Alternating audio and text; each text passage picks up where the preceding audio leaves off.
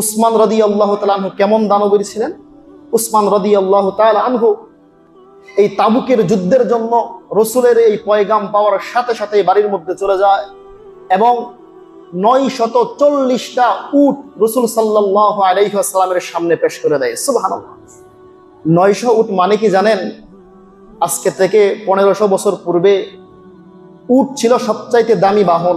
যেমন আমাদের বর্তমানের জামানায় একটা মানুষের পার্সোনাল ভাবে যে হেলিকপ্টার থাকে, তার সবচেয়ে দামি বাহন থাকে, ওই জমানায় উটেরও এরকম দামি বাহন ছিল। তো এই জমানার 940টা হেলিকপ্টারের যেই দাম 1450-15 বছর আগে এক একটা উটের সেই পরিমাণ মূল্য ছিল। তো মনে করেন এই জামানার একজন ব্যক্তি রসুল সাল্লাল্লাহু আলাইহি ওয়াসাল্লামের পয়গাম শোনার কারণে ইসলামের খাতিরে 940টা হেলিকপ্টার ইসলামের জন্য দান করে দিল। সুবহানাল্লাহ।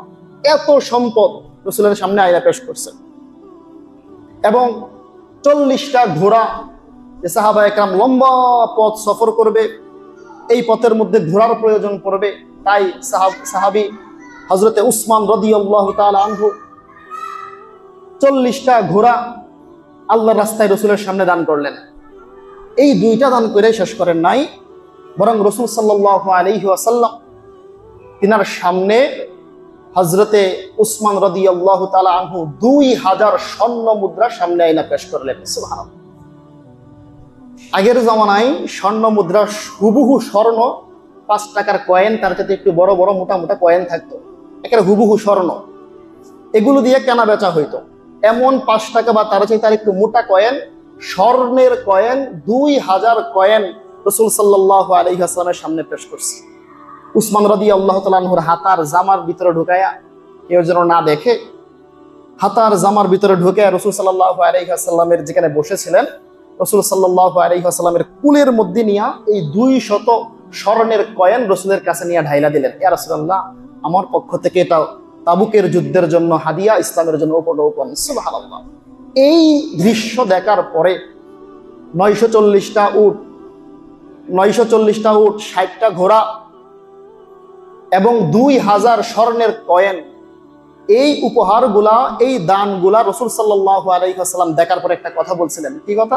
বুখারী শরীফের হাদিস। রাসূল বলেন, অকালা রাসূলুল্লাহ সাল্লাল্লাহু আলাইহি ওয়াসাল্লাম মা দাররা উসমানা মা আমিলা বাদাল ইয়াউম। সমস্ত সাহাবাদেরকে সাক্ষী রেখে রাসূল সাল্লাল্লাহু আলাইহি ওয়াসাল্লাম বলেন, ও আমার সাহাবায়ে কেরাম, তোমরা শোনো, মা দাররা উসমানা, উসমান এত কিছু দান করার পরে পৃথিবীতে থাকার আগ পর্যন্ত আর কোনোদিন তাকে কোনো কিছু ক্ষতি করতে পারবে না। মা আমিলা বিহাদা, এই আমলটা, এই দান করার পরে, এরপরে সে যদি আর কোনোদিন দান নাও করে, আর কোনোদিন যদি সে আল্লাহর রাস্তায় না দান করে, উসমান রাদিয়াল্লাহু তাআলা আনহুর কিঞ্চিত পরিমাণ ক্ষতি হবে না। সুবহানাল্লাহ। মানে আল্লাহ রাসূল বুঝাইতে চাইতেছেন যে এই দানের মাধ্যমে সে জান্নাতি হয়ে গেছে।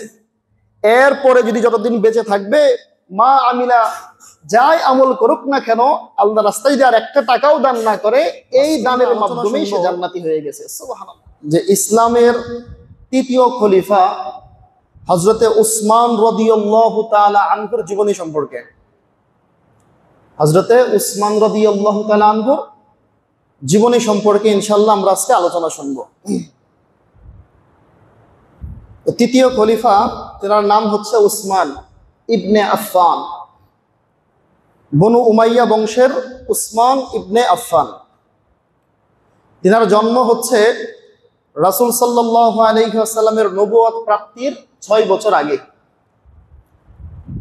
উসমান রাদিয়াল্লাহু তাআলা আনহু রাসূলের নবুয়ত প্রাপ্তির 6 বছর আগে তিনি জন্মগ্রহণ করেন মক্কায়।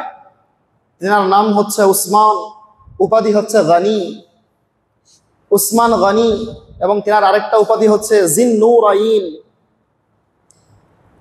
গানি শব্দের অর্থ হচ্ছে ধনী। তিনি অনেক ধনাঢ্য ব্যক্তি ছিলেন। তিনার ধন সম্পদের মাধ্যমে ইসলামের অনেক উপকার হয়েছে। তিনার আরেকটা উপাধি হচ্ছে জিন্নুরাইন, অর্থাৎ 2 নূরের অধিকারী। 2 নূরের অধিকারী উপাধির কারণ হচ্ছে রাসূল সাল্লাল্লাহু আলাইহি ওয়াসাল্লাম, তিনার 4 জন কন্যা ছিল। রাসূলের 2 জন কন্যাকেই উসমান রাদিয়াল্লাহু তাআলা আনহুর কাছে বিবাহ দিয়েছিলেন। একসাথে না, একজন মারা যাওয়ার পরে রাসূল সাল্লাল্লাহু আলাইহি ওয়াসাল্লাম আরেকজনকে বিবাহ দিয়েছেন। তো যেহেতু রাসূলের দুই কন্যাকে তিনি বিবাহ করেছিলেন, তাই তিনার উপাধি জিন নূরাইন, দুই নূরের অধিকারী, দুই নূরের অধিপতি। এমন একজন সাহাবার জীবনী সম্পর্কে ইনশাআল্লাহ আজকে আমরা শুনব। তো তিনি শুরু থেকে একজন ব্যবসায়িক মানুষ ছিলেন, প্রসিদ্ধ একজন ব্যবসায়িক মানুষ ছিলেন। তো তিনার ইসলামের গ্রহণের কারণটা ছিল যে রাসূল সাল্লাল্লাহু আলাইহি ওয়াসাল্লাম যখন ইসলামের বাণীগুলা মানুষের কাছে পৌঁছাইতেছিলেন, প্রাথমিক পর্যায়ে বয়স্কদের মধ্যে সর্বপ্রথম হযরতে আবু বকর রাদিয়াল্লাহু তাআলা আনহু ইসলাম গ্রহণ করে, নারীদের মধ্যে সর্বপ্রথম হযরতে খাদিজা রাদিয়াল্লাহু তাআলা আনহা ইসলাম গ্রহণ করে, এবং যুবকদের মধ্যে, ছোট্ট মানুষদের মধ্যে সর্বপ্রথম হযরতে আলী রাদিয়াল্লাহু তাআলা আনহু ইসলাম গ্রহণ করে। এই তিনজন ছিল সর্বপ্রথম মুসলমান। বয়সের দিক দিয়ে হযরতে আবু বকর, নারীর দিক দিয়ে হযরতে খাদিজা, যুবকের দিক দিয়ে হযরতে আলী। এই তিনজন ইসলাম গ্রহণ করার পরে চতুর্থ নম্বর ইসলাম গ্রহণ করেছেন হযরতে উসমান রাদিয়াল্লাহু তাআলা আনহু। তিনার ইসলাম গ্রহণটা ছিল আবু বকরের হাতে। আবু বকর রাদিয়াল্লাহু তাআলা আনহু একদিন ইসলামের সুমহান বাণী, ইসলামের পয়গাম হযরতে উসমানের কাছে সামনে পেশ করেন। তুমি তো ভালো করেই জানো, মুহাম্মদ মুস্তাফা সাল্লাল্লাহু আলাইহি ওয়াসাল্লামের বংশ সম্পর্কে, তার মর্যাদা সম্পর্কে জীবনে কোনোদিন একটা মিথ্যে বলে নাই। তিনাকে আল্লাহ রাব্বুল আলামিন রিসালাতের দায়িত্ব দিয়ে দুনিয়ার বুকে প্রেরণ করেছেন, তাই তুমি তাকে নবী হিসেবে স্বীকৃতি দাও, আল্লাহকে এক সত্তা হিসেবে বিশ্বাস করো। উসমান রাদিয়াল্লাহু তাআলা আনহু আবু বকরের এই কথা শুনে সাথে সাথে ইসলাম গ্রহণ করে ফেলে। সুবহানাল্লাহ। তিনি রাসূলকে গিয়ে বলেন, ইয়া রাসূলুল্লাহ, আপনি তো জীবনে একটা মিথ্যে কথা বলেন নাই। তো যেই মানুষটা জীবনে একটা মিথ্যে কথা বলেন নাই, আমরা দেখেছি আমাদের চোখের সামনে, আপনি কোনোদিন মিথ্যে কথা বলেন নাই, আর আল্লাহ আপনাকে নবী হিসেবে প্রেরণ করবেন, নবুয়তের দায়িত্বের ব্যাপারে আপনি মিথ্যে বলবেন, এটা কোশ্চিন কালেও আমি বিশ্বাস করতে পারি না। সুবহানাল্লাহ। মানে তিনি এক কথাই ঈমান এনে ফেলছেন। আবু বকর দাওয়াত দিয়েছে, সাথে সাথে ইসলাম গ্রহণ করছেন। তো যেই মানুষটা জীবনে একটা মিথ্যা কথা বলছে না, আল্লাহ তাকে নবী বানাইয়া আমাদের কাছে পাঠাইছে, নবীর ব্যাপারে, রিসালাতের ব্যাপারে, আল্লাহর ব্যাপারে সে মিথ্যে বলবে, এটা কখনোই হতে পারে না। এই কারণে তিনি সাথে সাথে ইসলাম গ্রহণ করেছেন। সুবহানাল্লাহ। ইসলাম গ্রহণ করার পরে রাসূল সাল্লাল্লাহু আলাইহি ওয়াসাল্লাম হযরতে রুকাইয়া রাদিয়াল্লাহু তাআলা আনহাকে তিনার কাছে বিবাহ দেন। এই রুকাইয়া ছিল আবু জাহেলের পুত্রের কাছে বিবাহ আবদ্ধ ছিল। রাসূলের নবুয়ত প্রাপ্তির আগে, রাসূল যখন নবুয়ত প্রাপ্ত হয়েছেন, নবী হিসেবে স্বীকৃতি পাইছেন, তো আবু লাহাবের দুই সন্তান রাসূলের দুই কন্যাকে তালাক দিয়ে দিছে। তালাক দেওয়ার পরে রাসূল সাল্লাল্লাহু আলাইহি ওয়াসাল্লামের এক কন্যাকে রাসূল সাল্লাল্লাহু আলাইহি ওয়াসাল্লাম উসমান রাদিয়াল্লাহু তাআলা আনহুর কাছে বিবাহ দেন। বিবাহ হওয়ার পরে প্রাথমিক পর্যায়ে বেঈমান কাফেরদের অত্যাচারিত হইতে হয়। বেঈমান কাফেররা অনেক অত্যাচার করতেছিল। রাসূল সাল্লাল্লাহু আলাইহি ওয়াসাল্লাম দেখলেন, আমার কয়েকটা মাত্র মানুষ ইসলাম গ্রহণ করছে, আমার সাহাবী হয়েছে, আমার সাথী হয়েছে, এদেরকে এইভাবে যদি শাস্তি দেওয়া শুরু করে, অত্যাচার করে, এরা তো টিকতে পারবে না।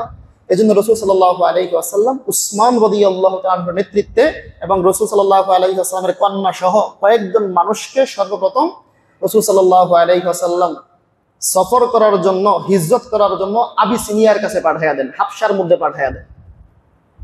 এই উসমান রাদিয়াল্লাহু তাআলা আনহু এবং তিনার স্ত্রী, তিনারাই প্রথম স্বামী স্ত্রী ছিল যারা ইসলামের সর্বপ্রথম হিজরত করেছে হাবশায়।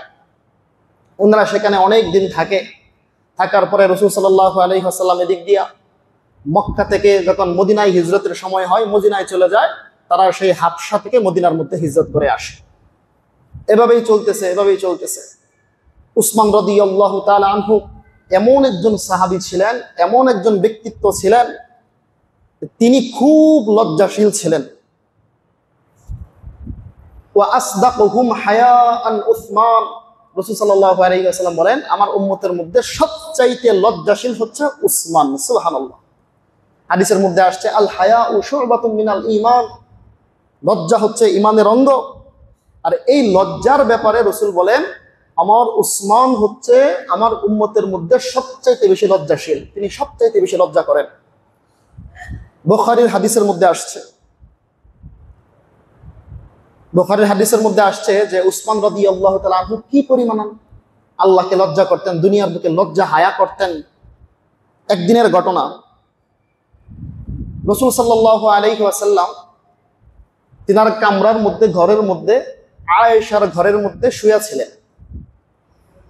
স্বাভাবিকভাবে মানুষ যখন শুয়ে থাকে কাপড়গুলো একটু হাঁটুর কাছাকাছি থাকে, অনেক সময় উরাতের কাছাকাছি থাকে, হাঁটুর কাছাকাছি থাকে। তো রাসূল সাল্লাল্লাহু আলাইহি ওয়াসাল্লামের যে কাপড়টা ছিল, চাদরটা ছিল, হাঁটু দেখা যাইতো না, কিন্তু হাঁটুর বরাবর ছিল। হাঁটুর বরাবর কাপড় রাইকা রাসূল সাল্লাল্লাহু আলাইহি ওয়াসাল্লাম শুয়ে আছেন। আম্মা জান আয়েশা রাদিয়াল্লাহু তাআলা আনহা পাশেই ছিলেন। কিছুক্ষণ পরে হযরতে আবু বকর রাদিয়াল্লাহু তাআলা আনহু রাসূলের ঘরের মধ্যে ঢোকার জন্য অনুমতি চাইলেন। ইয়া রাসূলুল্লাহ, ইয়া হাবিবাল্লাহ, আমি আপনার ঘরে ঢুকতে চাই। রাসূল সাল্লাল্লাহু আলাইহি ওয়াসাল্লাম এই মুহূর্তে আবু বকরকে উত্তর দেয়, ও আবু বকর, আসো আসো, তোমার জন্য ইজিন দেওয়া হলো, অনুমতি দেওয়া হলো। আবু বকরকে অনুমতি দিচ্ছে রাসূল সাল্লাল্লাহু আলাইহি ওয়াসাল্লামের ঘরে ঢোকার জন্য। আবু বকর ঢুকছে, রাসূল কিন্তু শুয়েই আছেন। কিছুক্ষণ পরে হযরতে উমর রাদিয়াল্লাহু তাআলা আনহু রাসূলের ঘরে অনুমতি চাইলেন। ইয়া রাসূলুল্লাহ, আমি আপনার ঘরের মধ্যে ঢুকতে চাই, আপনি আমাকে অনুমতি দেন। রাসূল অনুমতি দিলেন, তুমিও আসো। রাসূল কিন্তু শুয়ে আছেন, কাপড় হাঁটুর কাছাকাছি। এর কিছুক্ষণ পরে হযরতে উসমান রাদিয়াল্লাহু তাআলা আনহু অনুমতি চাইলেন। ইয়া রাসূলুল্লাহ, আমি আপনার ঘরে ঢুকতে চাই, একটু অনুমতি দেন। রাসূল সাল্লাল্লাহু আলাইহি ওয়াসাল্লাম শুয়ে আছেন, লাফ দিয়ে দাঁড়ায় গেছে। দাঁড়ায় সাইরা তিনার যে কাপড় ছিল হাঁটুর বরাবর, সাথে সাথে টান দিয়ে নিচে নামাইলেন। নিচে নামায় জামা টামা সব ঠিক করলেন। ঠিক করার পরে উসমান রাদিয়াল্লাহু তাআলা আনহুকে অনুমতি দিলেন, হে উসমান, এবার তুমি আসো। তিনজনের সাথে যেই ধরনের আলোচনা ছিল, আলোচনা শেষ করার পরে তিনজন সাহাবী চলে যায়। এবার আয়েশা রাদিয়াল্লাহু তাআলা আনহা প্রশ্ন করে, ইয়া রাসূলুল্লাহ, ইয়া হাবিবাল্লাহ, ওগো আল্লাহর নবী, আমার পিতা আবু বকর সিদ্দিক রাদিয়াল্লাহু তাআলা আনহু আপনার ঘরে অনুমতি চাইলো, আপনি অনুমতি দিলেন। আপনি শুয়েছিলেন, আপনার কাপড়গুলা টাকনুর বরাবর ছিল, হাঁটুর বরাবর ছিল, আপনি সোজা হন নাই, ঠিক করেন নাই। ওমর রাদিয়াল্লাহু তাআলা আনহু আসলো, আপনি ওমর রাদিয়াল্লাহু তাআলা আনহুকে দেখেও আপনার কাপড়গুলাকে ঠিক করেন নাই। কিন্তু যখন মাত্র উসমান রাদিয়াল্লাহু তাআলা আনহু আপনার ঘরের মধ্যে অনুমতি চাইলো, আপনি সাথে সাথে লাফ দিয়ে দাঁড়ায় গেলেন এবং নিজের কাপড়গুলো সুন্দরভাবে কেনই বা গুছাইতে শুরু করলেন। আল্লাহ রাসূল সাল্লাল্লাহু আলাইহি ওয়াসাল্লাম উত্তর দেয়, ও আমার আয়েশা, তুমি কি জানো না, উসমান হচ্ছে এমন একজন ব্যক্তি যে উসমানকে দেখে আসমানের সমস্ত ফেরেশতারা পর্যন্ত লজ্জা করে। আমি সেই ব্যক্তিকে দেখে কি লজ্জা করব না? সুবহানাল্লাহ। আল্লাহ রাসূল বলতেছে, উসমান তো আমার এমন একজন ব্যক্তি, সে এমন লজ্জাশীল, তার লজ্জার কারণে আসমানের সমস্ত ফেরেশতারাই তাকে লজ্জা করে। যেই ব্যক্তিকে দেখে আসমানের ফেরেশতাগুলো লজ্জা করে, আমি কি তাকে দেখে লজ্জা করব না? আমার কাপড়টা হাঁটুর কাছাকাছি এসে গেছে, তাই আমি লাফ দিয়ে দাঁড়ায় গেলাম এবং তাকে লজ্জা করার কারণে আমার কাপড়টা ঠিক করে নিলাম। সুবহানাল্লাহ। এমন একজন সাহাবী ছিল হযরতে উসমান রাদিয়াল্লাহু তাআলা আনহু। তিনি বড় একজন ব্যবসায়ী ছিলেন, অনেক ধন সম্পত্তির মালিক ছিলেন। তিনি মক্কা থাকতেও ব্যবসা করছেন, মদিনা থাকতেও ব্যবসা করতেন। তিনার দানশীলতা কেমন ছিল! রাসূল সাল্লাল্লাহু আলাইহি ওয়াসাল্লাম যখন মক্কা থেকে মদিনায় গেলেন, উসমান আবার সেই মদিনার মধ্যে ব্যবসা শুরু করলেন। তো মক্কা থেকে মদিনায় যাওয়ার পরে সাহাবাদের পানির অনেক কষ্ট হইতো, যেহেতু নতুন মুসলমান মক্কা থেকে হিজরত করে মদিনায় গিয়েছে এবং মদিনার সাহাবাদের আন্ডারেও এমন কোনো কূপ ছিল না, পানির ব্যবস্থা ছিল না যে পানির মাধ্যমে মক্কার সাহাবাদেরকে পানির তৃষ্ণা নিবারণ করবে। তো মদিনার মধ্যে বিশাল একটা কূপ ছিল, যে একটা কূপের পানির মাধ্যমে সমস্ত সাহাবাদের পানির যে প্রয়োজনটা আছে এটা মিটাইতে পারত। সেই কূপের নাম হচ্ছে বীরে রুমা। বীরে রুমা একটা কূপ ছিল। তো রাসূল সাল্লাল্লাহু আলাইহি ওয়াসাল্লাম এবং সাহাবায়ে কেরাম এই বীরে রুমার যে কূপের মালিক ছিল একজন ইহুদি, তার কাছ থেকে চড়া মূল্যে সাহাবায়ে কেরাম পানি নিয়ে আসতেন। পানি কিনে আইনা নিজেদের প্রয়োজন মিটাইতেন, বীরে রুমার পানি। তো একদিন রাসূল সাল্লাল্লাহু আলাইহি ওয়াসাল্লাম এলান করলেন, ও আমার সাহাবায়ে কেরাম, তোমরা শোনো, আমি রাসূল সাল্লাল্লাহু আলাইহি ওয়াসাল্লাম, আমি মুহাম্মদ মুস্তাফা সাল্লাল্লাহু আলাইহি ওয়াসাল্লাম গ্যারান্টি দিতেছি, আমার সাহাবাদের মধ্যে যে কোনো ব্যক্তি মদিনার সেই বীর রোমা নামক কূপটা ক্রয় করে মুসলমানদের জন্য অক্ফ করে দিবে, মুসলমানরা পানি খাবে, ফ্রিতে পানি খাবে, আমি রাসূল সাল্লাল্লাহু আলাইহি ওয়াসাল্লাম জিম্মাদারি গ্রহণ করলাম। আল্লাহ রাব্বুল আলামিন জান্নাতের মধ্যে ওই ব্যক্তিকে একটা নহরের ব্যবস্থা করে দিবেন। সুবহানাল্লাহ। সাহাবী উসমান রাদিয়াল্লাহু তাআলা আনহু সাথে সাথে মোটা অঙ্কের টাকা দিয়ে, মোটা অঙ্কের স্বর্ণ মুদ্রা দিয়ে মদিনার সেই ইহুদি ব্যক্তির কাছে চলে যায়, ইহুদির বাড়ির কাছে চলে যায় এবং গিয়ে মোটা অঙ্কের টাকা দিয়ে, স্বর্ণ মুদ্রা দিয়ে বীরে রোমা নামক সেই কূপটা সাথে সাথে ক্রয় করে রাসূল সাল্লাল্লাহু আলাইহি ওয়াসাল্লামের কাছে আসে। আয়েশা বলে, ইয়া রাসূলুল্লাহ, ইয়া হাবিবাল্লাহ, আমি এই মুহূর্তে ওই ইহুদির কাছে গিয়েছি এবং বীরে রোমা নামক সেই কূপটা আমি মুসলমানদের জন্য কিনে এনে আপনার সামনে এই মুহূর্তেই ওয়াকফ করে দিলাম। সুবহানাল্লাহ। রাসূল সাথে সাথে এই সংবাদ দেন, উসমান, তোমার জন্য আল্লাহ রাব্বুল আলামিন জান্নাতের মধ্যে একটা কূপ নির্ধারণ করে দিয়েছেন, আমি রাসূল তার গ্যারান্টি গ্রহণ করলাম। সুবহানাল্লাহ। এমন একজন সাহাবী ছিল হযরতে উসমান রাদিয়াল্লাহু তাআলা আনহু। শুধু তাই নয়, উসমান রাদিয়াল্লাহু তাআলা আনহুর আরো কেমন দানশীলতা ছিল। তাবুকের যুদ্ধের মধ্যে, অনেক দূরের যুদ্ধ ছিল, বুখারীর বর্ণনা, বুখারী শরীফের মধ্যে হাদিসটা আসছে।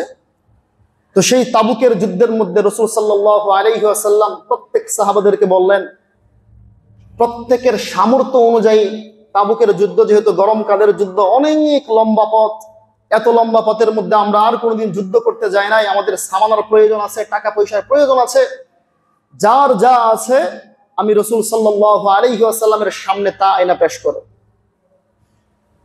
তো সাহাবায়ে কেরামের যা যা ছিল সব কিছু আয়না পেশ করতেছে। উসমান রাদিয়াল্লাহু তাআলা আনহু কেমন দানবীর ছিলেন। উসমান রাদিয়াল্লাহু তাআলা আনহু এই তাবুকের যুদ্ধের জন্য রাসূলের এই পয়গাম পাওয়ার সাথে সাথে বাড়ির মধ্যে চলে যায় এবং 940টা উট রাসূল সাল্লাল্লাহু আলাইহি ওয়াসাল্লামের সামনে পেশ করে দেয়। সুবহানাল্লাহ। 900 উট মানে কি জানেন? আজকে থেকে 1500 বছর পূর্বে উট ছিল সবচাইতে দামি বাহন।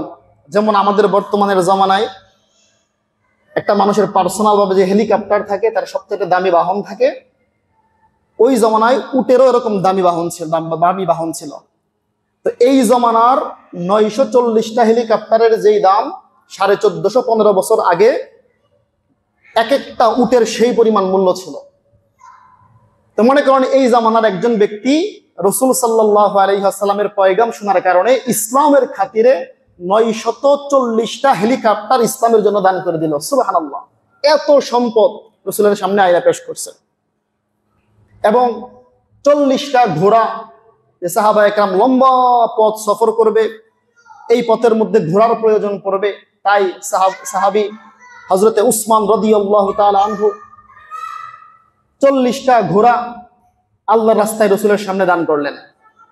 এই দুইটা দান করে শেষ করেন নাই, বরং রাসূল সাল্লাল্লাহু আলাইহি ওয়াসাল্লাম তিনার সামনে হযরতে উসমান রাদিয়াল্লাহু তাআলা আনহু 2000 স্বর্ণ মুদ্রা সামনে আয়না পেশ করলেন। সুবহানাল্লাহ।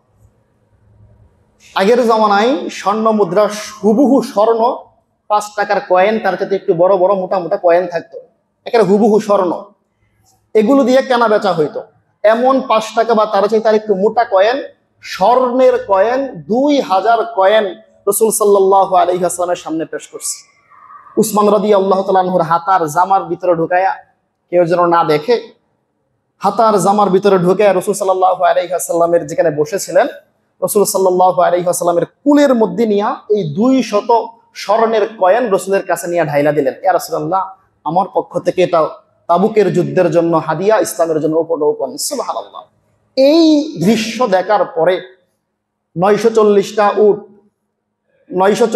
উট, 60টা ঘোড়া এবং 2000 স্বর্ণের কয়েন, এই উপহারগুলা, এই দানগুলা রাসূল সাল্লাল্লাহু আলাইহি ওয়াসাল্লাম দেখার পরে একটা কথা বলছিলেন। কি কথা? বুখারী শরীফের হাদিস। রাসূল বলেন, অকালা রাসূলুল্লাহ সাল্লাল্লাহু আলাইহি ওয়াসাল্লাম মা দাররা উসমানা মা আমিলা বাদাল ইয়াউম। সমস্ত সাহাবাদেরকে সাক্ষী রেখে রাসূল সাল্লাল্লাহু আলাইহি ওয়াসাল্লাম বলেন, ও আমার সাহাবায়ে কেরাম, তোমরা শোনো, মা দাররা উসমানা, উসমান এত কিছু দান করার পরে পৃথিবীতে থাকার আগ পর্যন্ত আর কোনোদিন তাকে কোনো কিছু ক্ষতি করতে পারবে না। মা আমিলা বিহাদা, এই আমলটা, এই দান করার পরে এরপরে সে যদি আর কোনোদিন দান নাও করে, আর কোনোদিন যদি সে আল্লাহর রাস্তায় না দান করে, উসমান রাদিয়াল্লাহু তাআলা আনহুর কিঞ্চিত পরিমাণ ক্ষতি হবে না। সুবহানাল্লাহ। মানে আল্লাহ রাসূল বুঝাইতে চাইতেছেন যে এই দানের মাধ্যমে সে জান্নাতি হয়ে গেছে। এরপরে যদি যতদিন বেঁচে থাকবে, মা আমিলা, যাই আমল করুক না কেন, আল্লাহর রাস্তায় যদি আর একটা টাকাও দান না করে, এই দানের মাধ্যমেই সে জান্নাতি হয়ে গেছে। সুবহানাল্লাহ। এমন একজন সাহাবী ছিলেন হযরতে উসমান রাদিয়াল্লাহু তাআলা আনহু। রাসূল সাল্লাল্লাহু আলাইহি ওয়াসাল্লাম এইভাবেই উসমান রাদিয়াল্লাহু তাআলা আনহুকে মুহাব্বত করতেন। তিনার জীবনে অনেক ঘটনা আছে, অনেক ওয়াকিয়া আছে। বাইআতে রিদওয়ান একটা ঘটনা আছে। রাসূল সাল্লাল্লাহু আলাইহি ওয়াসাল্লাম মক্কা থেকে মদিনায় যাওয়ার পরে মাত্র কয়েক বছর পরেই তিনি স্বপ্নে দেখতে লাগলেন যে আমি উমরা করতেছি, উমরা হজ করতেছি। রাসূল সাল্লাল্লাহু আলাইহি ওয়াসাল্লাম স্বপ্নে দেখলেন, বারংবার এই স্বপ্নে দেখতেছেন আমি উমরা হজ করতেছি। সাহাবাদের কাছে বললেন, হে আমার সাহাবায়ে কেরাম, তোমরা জানো আমি গতকালকে রাত্রে স্বপ্নে দেখেছি আমি উমরা করতেছি।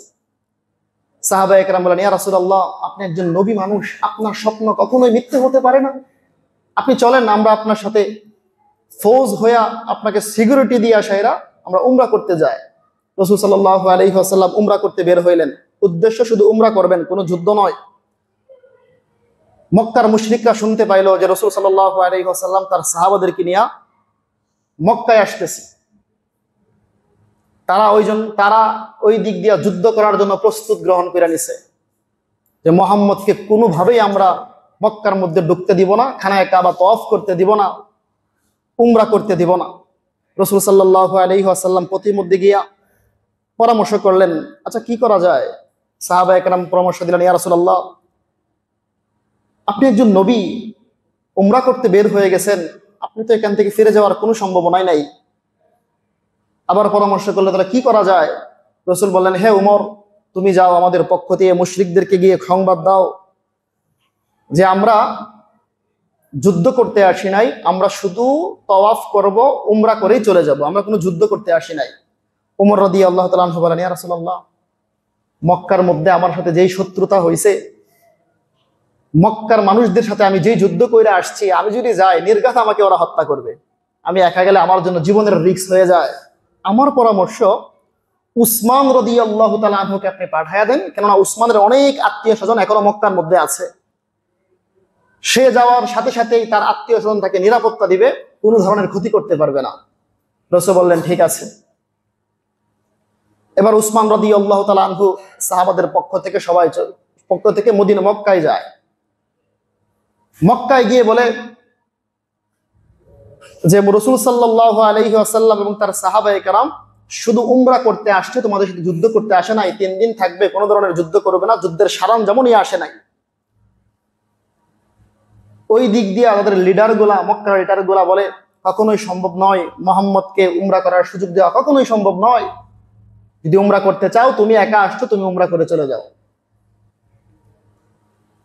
উসমান রাদিয়াল্লাহু তাআলা আনহু বলে, কখনোই সম্ভব নয়, আমি রাসূলকে ছাড়া উমরা করব, এটা কখনোই সম্ভব নয়। এইভাবে কথোপকথন হইতে থাকে এবং উসমান রাদিয়াল্লাহু তাআলা আনহু তাদের সাথে মিট করার জন্য কয়েকদিন অবস্থান করে। এই দিক দিয়া সাহাবায়ে কেরাম কিন্তু মক্কা মদিনার মাঝ পথের মধ্যে অবস্থান করতেছেন, উসমান ফিরে আসার সংবাদ শোনার অপেক্ষায় আছেন। তো কয়েকদিন চলে যাওয়ার পরে সাহাবাদের মধ্যে একটা ছড়াছড়ি হয়ে যায় যে উসমান যদি জীবিত থাকতো অবশ্যই সে ফিরে আসতো। মনে হয় উসমানকে তারা হত্যা করছে, হত্যা করার কারণে নির্দিষ্ট সময়ের মধ্যে আসতে পারতেছে না। এই কথা সংবাদ ছড়িয়ে যাওয়ার পরে সাহাবায়ে কেরামের একেবারে মন ভেঙে যায়। রাসূল ব্যথিত হয় যে আমার উসমানকে তারা হত্যা করলো, উসমান এমন একজন বড় সাহাবী। এবার রাসূল সাল্লাল্লাহু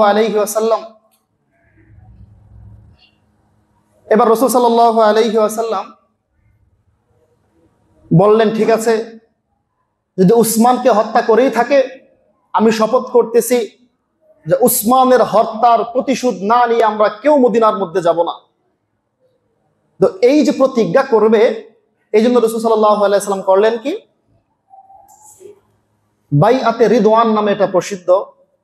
রাসূল সাল্লাল্লাহু আলাইহি ওয়াসাল্লাম তার বাম হাত দিলেন এবং সমস্ত সাহাবাদেরকে বললেন, ও আমার সাহাবায়ে কেরাম, উসমান হত্যার বিচার না করে, উসমান হত্যার প্রতিশোধ আমরা না নিয়ে কেউ ঘরের মধ্যে ফিরে যাব না।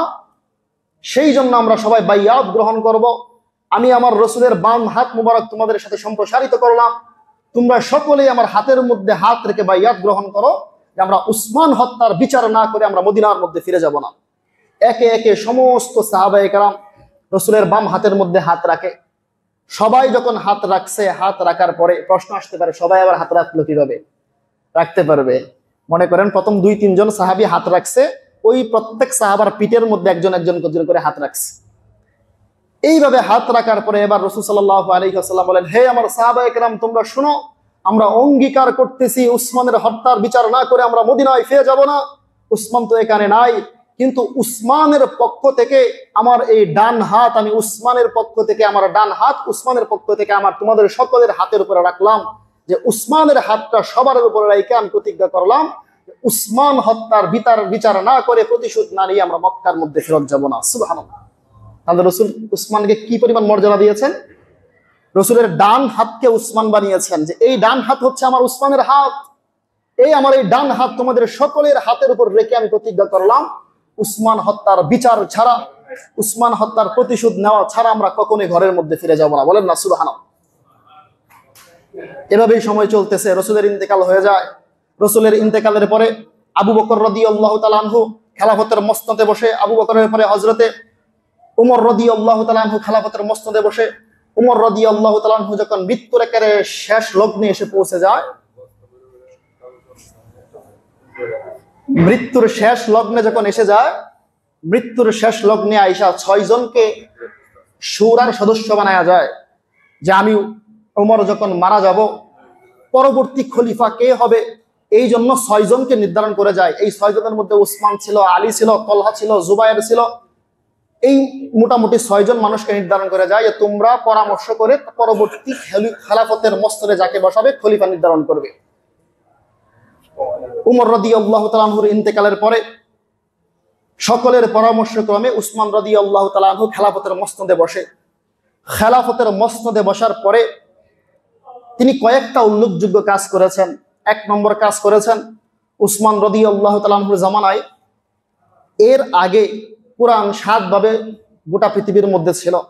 উসমান রাদিয়াল্লাহু তাআলা আনহু দেখলেন যে আল্লাহ রাসূলের উপরে 7 ভাবে কোরআন নাজিল হয়েছে, 7 লুগাতে 7 সিস্টেমে লেখা হয়েছে, কিন্তু আমরা যখন বিভিন্ন রাষ্ট্রে যাই, 2 মুসলমান, 1 মুসলমান তেলাওয়াত করে একভাবে, আরেক মুসলমান তেলাওয়াত করে আরেকভাবে। যুদ্ধের ময়দানে গিয়ে 1 সাহাবী তেলাওয়াত করে একভাবে, আরেক সাহাবী তেলাওয়াত করে আরেকভাবে। এটা নিয়ে হাঙ্গামা শুরু হয়ে গেছে। কয়দিন পরে পরে বিচার করতে হয়। এবার উসমান রাদিয়াল্লাহু তাআলা আনহু চিন্তা করলেন, এভাবে যদি আমি রেখে যাই, এক এক গোত্র এক এক দেশে যদি এক একভাবে কোরআন পড়ে, গোটা পৃথিবীর মধ্যে একটা ফাসাদ সৃষ্টি হয়ে যাবে। এই চিন্তা ভাবনা করে তিনি সমস্ত সাহাবাদেরকে একটা মিটিংয়ে বসাইলেন। বসানোর পরে বললেন, আজকে থেকে আমাদের মিশন হচ্ছে রাসূল সাল্লাল্লাহু আলাইহি ওয়াসাল্লামের জামানায় রাসূলের হাতে যেটা লিপিবদ্ধ করা ছিল, রাসূলের নির্দেশে ওই কোরআনটা, ওই মাসহাবটা, যেই মাসহাবের উপর অধিকাংশ সাহাবায়ে কেরাম আমল করেছে, ওই মাসহাবটা আমরা একত্রিত করব এবং এই মাসহাবটাকে দুনিয়ার বুকে রাখবো আর বাকি মাসহাবগুলোকে বিলুপ্ত করে দিব। উসমান রাদিয়াল্লাহু তাআলা আনহু সর্বপ্রথম কাজ ধরলেন কুরআনে কারীমকে এককরণ, বিভিন্ন লুগাত থেকে এক লুগাতে পরিণত করা। রাসূল সাল্লাল্লাহু আলাইহি ওয়াসাল্লাম যেই লুগাতটার উপরে বেশি আমল করেছেন সাহাবায়ে কেরাম, সেই লুগাতটাকে একত্রিত করে বাকি লুগাতগুলোকে বিলুপ্ত করে দিয়ে তিনি একটা নুসখা লিখেছিলেন, যে নুসখাকে বলা হয় মাসহাফে উসমানিয়া। যে কোরআন আমাদের সামনে পাই, এটা হচ্ছে উসমান রাদিয়াল্লাহু তাআলা আনহুর সংকলন, উসমান রাদিয়াল্লাহু তাআলা আনহুর জামানায় একত্রিতকরণ। এই জন্য এটার নাম দেওয়া হয়েছে মাসহাবে উসমানিয়া। 1 নম্বর কাজ করেছেন। 2 নম্বর তিনি কাজ করেছেন হচ্ছে মসজিদে নববীকে অনেক সম্প্রসারিত করছেন। মসজিদে নববী প্রাথমিক অবস্থায় অনেক ছোট ছিল, পিলার ছিল হচ্ছে ইট দিয়া, কাঁচা ইট দিয়া, ছাদ ছিল হচ্ছে খেজুরের পাতা দিয়া। উসমান রাদিয়াল্লাহু তাআলা আনহু পিলারগুলো গাছের কাঠ দিয়া করলেন। ইটগুলো, যে কাঁচা ইট গিয়েছিল, এই ইটগুলো পরিবর্তন করে কারুকার্য সম্পর্ক লোহার এবং পাথরের কারুকার্য বিশিষ্ট পাথরের মাধ্যমে তিনি দেয়াল করেছেন। এবং উপরে যে খেজুরের ছাউনি দিয়া ছাদ ছিল ওই ছাদটাকে তিনি কাঠের মাধ্যমে পরিবর্তন করেছেন। তৃতীয় নম্বর কাজ করেছেন, খেলাফতের পরিধি তিনি বিস্তার করেছেন। উসমান রাদিয়াল্লাহু তাআলা আনহুর আমলে মিশরে ইসলাম বিজয় হয়েছে, সিরিয়ার মধ্যে ইসলাম বিজয় হয়েছে, ইয়ামানের মধ্যে ইসলাম বিজয় হয়েছে, আর্মেনিয়ার মধ্যে ইসলাম বিজয় হয়েছে, আফগানিস্তানের মধ্যে ইসলাম বিজয় হয়েছে। চতুর্দিকে ইসলাম ছড়িয়ে পড়েছে।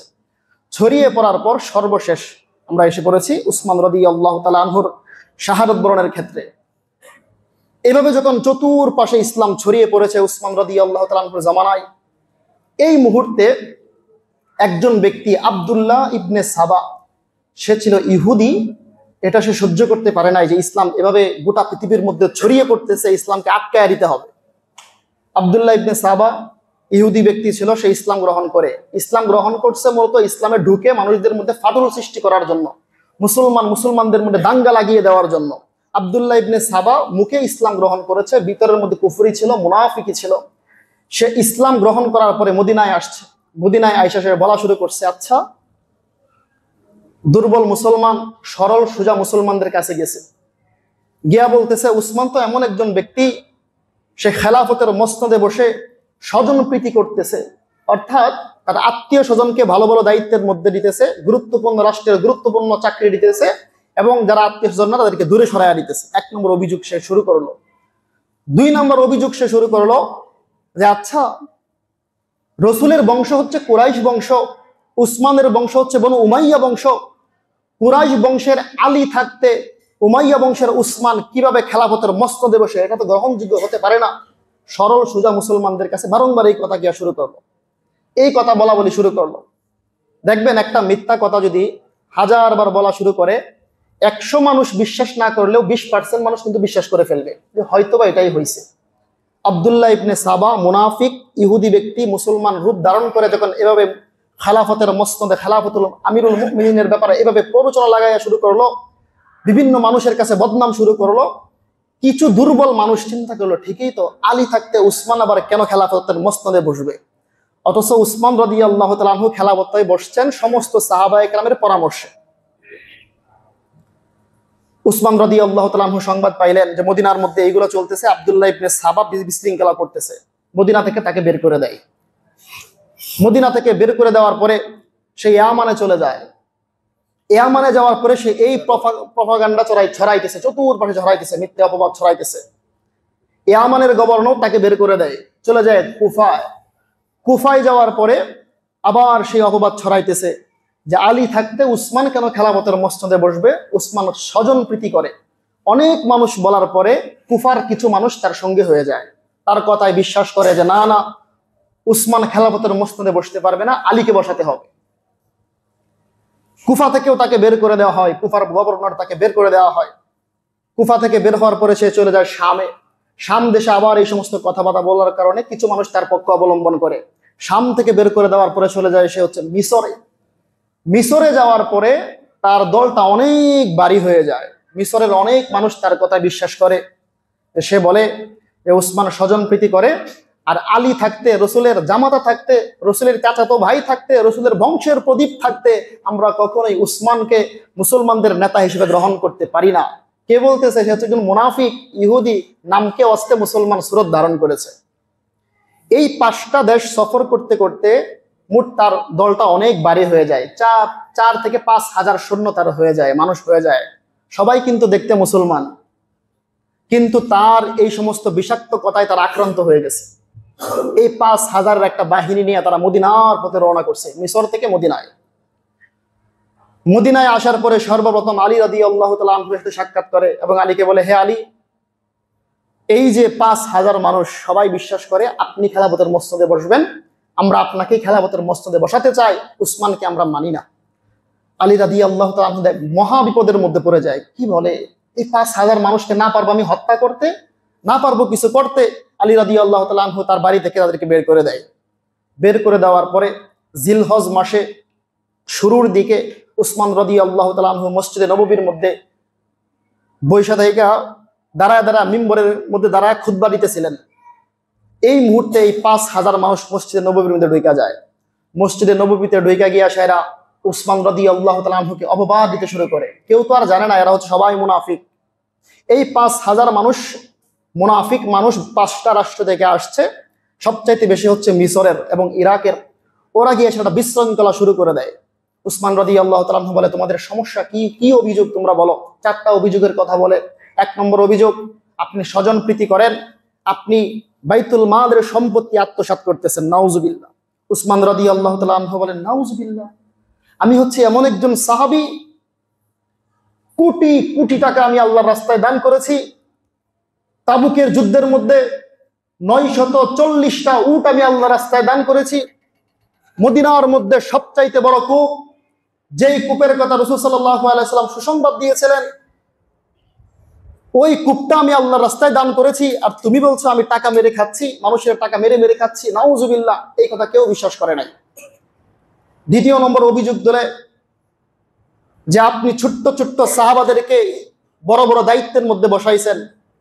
উসমান রাদিয়াল্লাহু তাআলা আনহু মসজিদের মিম্বর থেকে জবাব দেয়, এই অভিযোগ তোমার খাটবে না, কেননা রাসূল সাল্লাল্লাহু আলাইহি ওয়াসাল্লামের জীবন দশায় ছোট্ট ছোট্ট সাহাবাদেরকে যারা যোগ্য ছিল তাদেরকে বড় বড় সাহাবাদের নেতা বানিয়েছেন। উদাহরণস্বরূপ হযরতে যায়েদ রাদিয়াল্লাহু তাআলা আনহুর সন্তান উসামাকে তিনি উদাহরণ দিলেন যে উসামা ছোট্ট ছিল, 11 বছর বালককে রাসূল সাল্লাল্লাহু আলাইহি ওয়াসাল্লাম এক যুদ্ধের মধ্যে নেতা বানিয়েছেন, তাই আমি রাসূলের অনুসরণ করেছি।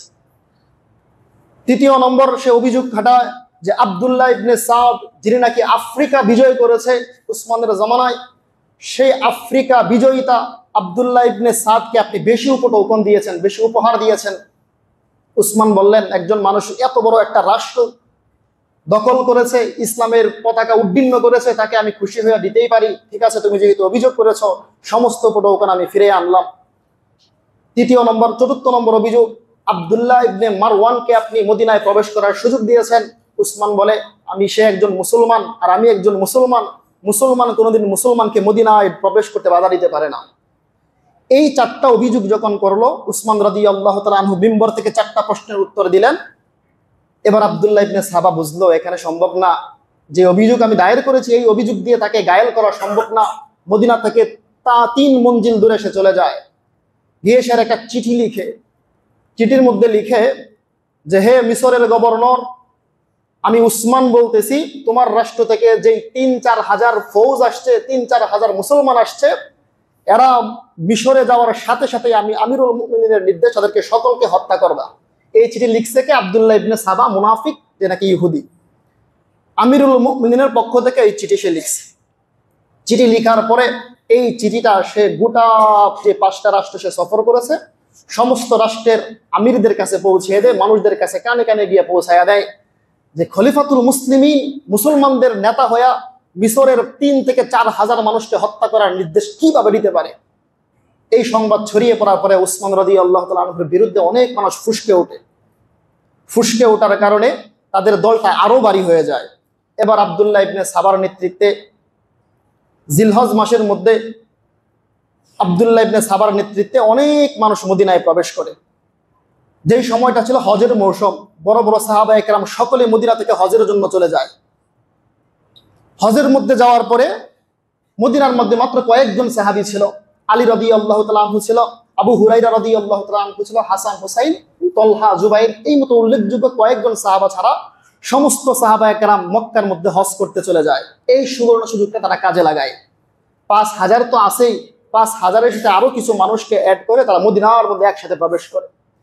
একসাথে প্রবেশ করার সাথে সাথেই তারা উসমান রাদিয়াল্লাহু তাআলা আনহুর বাড়িটাকে ঘেরাও করে ফেলে এবং ঘেরাও করার পরে বলে যে, আমরা উসমানকে বাড়ি থেকে বের হতেও দিব না এবং বাহির থেকে কোনো ধরনের পানি খাবার ঢুকতেও দিব না। ঐতিহাসিকগণ বলে 22 দিন অথবা 40 দিন এইভাবে চতুর্দিক দিয়া হাজার হাজার মানুষ অবরুদ্ধ করে রাখে। আলী রাদিয়াল্লাহু তাআলা আনহু আপারও কিছু করতে পারতেছেন না। সর্বশেষ আলী বুঝতে পারলেন যে আমি যদি এখানে থাকি ওরা আমাকে বাধ্য করবে খেলাফতের মসজিদে বসার জন্য, আর আমি যদি বসি বিশ্বাসঘাতকতা করা হবে। তিনি যুবক সাহাবাদেরকে, হাসান হুসাইন এবং যুবক সাহাবাদেরকে বললেন, তোমরা এই মুহূর্তে উসমান রাদিয়াল্লাহু তাআলা আনহুর ঘরের গেটের সামনে চলে যাবে এবং তোমরা আত্মরক্ষা তাকে করবে, তাকে তোমরা ট্যাগেল দিয়ে রাখবে, তাকে রক্ষা করবে। এই কথা বলে আলী রাদিয়াল্লাহু তাআলা আনহু দূরে কোথাও চলে গেছেন যে আমাকে তো মসজিদে বসিয়ে দিবে জোর করে হলেও। 40 দিন বা 22 দিন যাওয়ার পরে উসমান রাদিয়াল্লাহু তাআলা আনহু কান্না করতেছিলেন, আহা, আমি তো সেই ব্যক্তি মদিনায় যখন রাসূল সাল্লাল্লাহু আলাইহি ওয়াসাল্লাম প্রবেশ করছে, বীরে রুমার কারণে একটা মাত্র কূপ ছিল, বীরে রুমা। এই রুমা নামক কূপটার পানি সবাই খাইতো চড়া দাম দিয়া। আমি নবীজিকে সেই কূপটা ক্রয় করে সমস্ত মানুষের জন্য অক্ষ করে দিলাম, সেই পানি খায়া মানুষ বাঁচতেছে, আর 40 দিন ধরে 22 দিন ধরে আমাকে পানি আনতে দেয় না, কিভাবে সম্ভব? অনেক কান্না করতেছেন। সর্বশেষ দেয়াল টপকায়া, পিছন দিক দিয়া দেয়াল টপকায়া কয়েকজন মানুষ তিনার ঘরের মধ্যে প্রবেশ করে ফেলছে। প্রবেশ করার পরে সর্বপ্রথম তিনার গায়ের মধ্যে লোহা দিয়ে আঘাত করা হয়। আঘাত করার পরে বল্লম দিয়ে একটা পিছন দিক দিয়ে বল্লম দিয়ে আঘাত করা হয়। বল্লমটা পিছন দিক দিয়ে লাইগা সামনের দিক দিয়ে বের হয়ে যায়। আরেকজন ব্যক্তি যখন তিনি চিৎকার শুরু করছেন, তিনার ঘরের ভিতরে থেকে তিনার স্ত্রী নাইলা নামক স্ত্রী তিনি ঘর থেকে বের হয়ে আসে। তরবারি যখন কূপ দিতেছে, হাত দিয়ে ফিরাইতে গিয়ে সেটা তিনার হাতের প্রত্যেকটা আঙ্গুল কাইটা পড়ে যায়। সর্বশেষ উসমান রাদিয়াল্লাহু তাআলা আনহু কোরআনে কারীম তেলাওয়াত করতেছিলেন, সূরা বাকারার 137 নম্বর আয়াত পড়তেছিলেন। এই আয়াতটা পড়া অবস্থায় এদের মতো মুনাফিকরা, ইহুদিরা, আব্দুল্লাহ ইবনে সাবার নেতৃত্বে একজন ব্যক্তি উসমান রাদিয়াল্লাহু তাআলা আনহুর ঘাড় বরাবর তরবারি দ্বারা আঘাত করে। গাড়ে আঘাত করার সাথে সাথেই উসমান রাদিয়াল্লাহু তাআলা আনহুর দেহ মোবারক থেকে মাথাটা বিচ্ছিন্ন হয়ে যায়। বলেন না নাউজুবিল্লাহ। বিচ্ছিন্ন হয়ে যাওয়ার পরে ঘাড় থেকে যে রক্তটা বের হইতেছিল, ওই রক্তটা কোরআনে কারীমের সূরা বাকারার 137 নম্বর আয়াতের মধ্যে গিয়ে পড়ে। যেই আয়াতটার অর্থ হচ্ছে সায়াকফিকুমুল্লাহ, যে আল্লাহ রাব্বুল আলামিন এদের জন্য যথেষ্ট। ওহুয়াস সামিউল আলিম, আর আল্লাহ রাব্বুল আলামিন সব কিছু দেখতেছে, সব কিছু শুনতেছেন।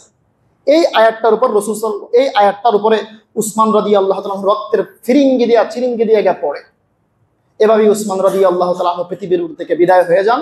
তারপরে সাহাবায়ে কেরাম যখন শুনতে পায় তিনি শাহাদাত বরণ করেছেন, কোনো ধরনের গোসল ছাড়াই রক্ত মাখা জামা নিয়া উসমান রাদিয়াল্লাহু তাআলা আনহুকে জান্নাতুল বাকির মধ্যে কবর দেওয়ার মাধ্যমেই ইতিহাসের পাতা থেকে উসমান রাদিয়াল্লাহু তাআলা আনহুর একদম বীর সেনানীর জীবনীর সমাপ্তি ঘটন হয়ে যায়।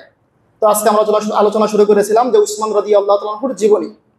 আমরা অনেক কিছুই শিখলাম। তার মধ্যে উল্লেখযোগ্য হচ্ছে উসমান এমন একজন ব্যক্তি জিন্নুরাইন যার উপাধি, এবং এমন একজন ব্যক্তি অনেক দান করেছেন, দানের বিনিময়ে আল্লাহ রাসূল সাল্লাল্লাহু আলাইহি ওয়াসাল্লাম তাকে জান্নাতের মেহমান হিসেবে ঘোষণা করেছেন। বলেন না সুবহানাল্লাহ। আল্লাহ রাব্বুল আলামিন আমাদেরকে উসমান রাদিয়াল্লাহু তাআলার জীবনী থেকে শিক্ষা ইবরত হাসিল করার তৌফিক দান করুন। সকলে বলে আমিন। ওয়া আখিরু দাওয়ানা আলহামদুলিল্লাহি রাব্বিল আলামিন। যারা সুন্নাত পড়ে নাই সুন্নাত পড়ে নিন।